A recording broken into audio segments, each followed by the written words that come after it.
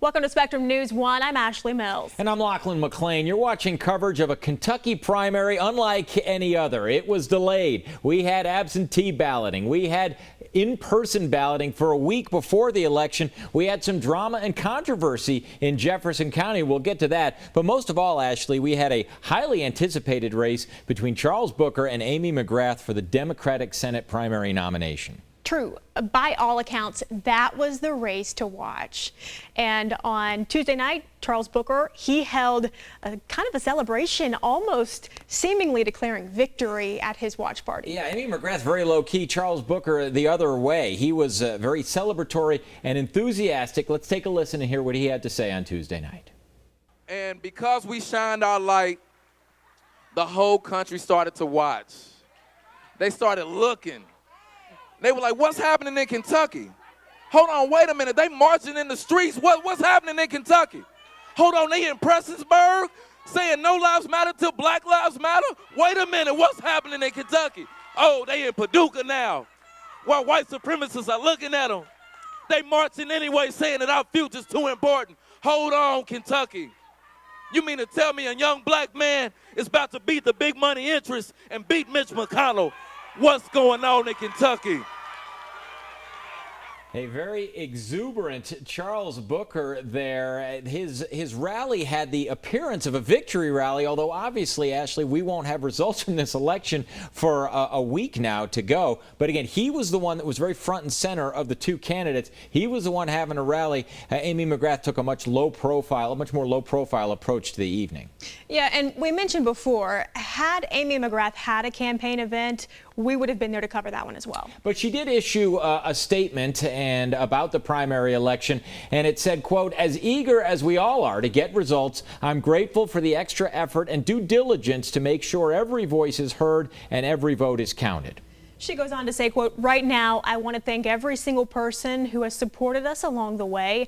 As we wait for results, I hope everyone takes a moment to get a little rest, recharge your battery, and buckle up for what's next. And she finished up by saying the mission to defeat Mitch McConnell and defend our democracy goes on. And let's look at the, again, preliminary results from that race between McGrath and Booker. 46% of precincts are reporting at this point, and McGrath has about a 10-point lead, 45 to 35. Mike Breuer in there as well, about 7%. All others combined for about 13% of those votes. Again, this is far from complete, and it's going to take a full week until this election is certified. And that was just about the margin that we saw pretty much hold consistently throughout the night. Yeah, we'll see how long that 10-point margin stays as the different mail-in votes and Jefferson County votes get tabulated. Now, if you'd like to see all the results for the races in progress, you can do so at our website, SpectrumNews1.com. Now, the longest lines of the day were not in Jefferson County, with only one polling place for 600,000 people. They were in Fayette County at Kroger Field, and that's where our Michonne Lindstrom was tracking the voting going on there in Lexington. Voters in Fayette County did face longer lines than they did really throughout the rest of the state. At the longest point, voters had to wait about 2 hours to cast their ballots. The last voter, who got in line at 6 p.m., was done at 8:06 p.m. In total, 3,600 voters cast their ballots today in person in Lexington. And now most of the voters say they were happy to wait in line because they would rather cast their ballot in person and know it was safe than to mail it in where it could be tampered with or lost. However, one woman said that she did not approve of the new process this year. This method of voting is abusive. I believe it's a hoax. It took an hour and 45 minutes to get through the line. And also, if they're so concerned about the so-called COVID-19 pandemic, then why are everybody so close together when we're voting and then wearing these silly masks? The way I look at it, all right, wearing the masks. The reason that lines were longer in Fayette County than Jefferson County in part had to do with the way they handled their early voting. In Fayette County, you had to make an appointment, where in Jefferson County, you were able to vote all week with no appointment and no reason. While we have some preliminary results, we won't officially know who will win the election until June 30th, when both Fayette County and Jefferson County release their final absentee ballot totals.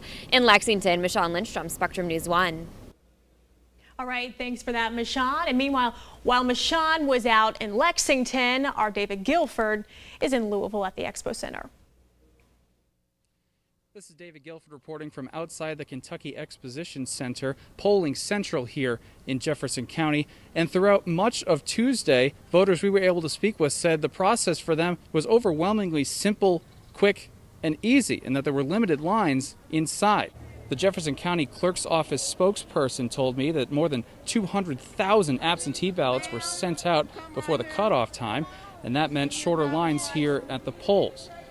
Things seemed to be going smoothly from our point of view until shortly before the 6 p.m. cutoff time where polls were supposed to close. There was a group gathered outside trying to get in, poll workers feverishly yelling to them to get inside and get a ballot before the doors closed.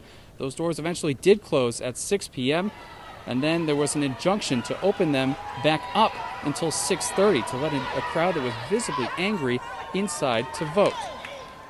When those doors were initially reopened after 6, a large amount of that crowd was able to come in and vote. There were a few stragglers left outside that left angry, and so they weren't able to vote.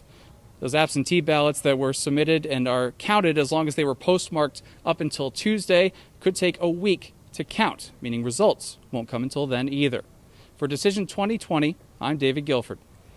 All right, thanks so much, David. We appreciate it. Now, while a lot of people exercise their right to vote by participating in person, hundreds of thousands of others have voted using absentee ballots. And Spectrum News 1's Mario Anderson joins us now in the studio with more on how you can track the status of your absentee ballot. Some Kentucky voters say they were hesitant to use absentee ballots, but the Kentucky Secretary of State's office took some of that anxiety away during this year's Kentucky primary election. You can now find out the status of your absentee ballot by visiting our website, SpectrumNews1.com. From there, we'll link you over to the Secretary of State's website where you can click on a Check Absentee Ballot Status button, and it will take you to a form where you will enter your name, date of birth, and the last 4 digits of your Social Security number, along with several other secure identification prompts. After you click those series of buttons, another window opens up, and it tells you what your election ballot is for, the day you requested your ballot, and a few other items, including the day the clerk received your completed ballot back. It's going to take a lot of time. You run through the machines. It's a very laborious process. So it's going to take days for that to be done. We're also providing time for the ballots that were mailed today to actually arrive in the mail.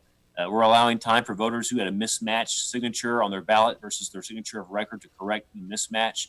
We're talking about 0.1% or 0.1% of voters. It's a very small number. But we've got to give time for that to happen. Now, Tuesday, June the 30th is the day we anticipate seeing the certified Kentucky primary results from the Secretary of State's office. In the studio, Mario Anderson, Spectrum News. All right, thanks for that, Mario. We have much more news, election news, and more Kentucky news just ahead after the break on Spectrum News 1. Stay with us.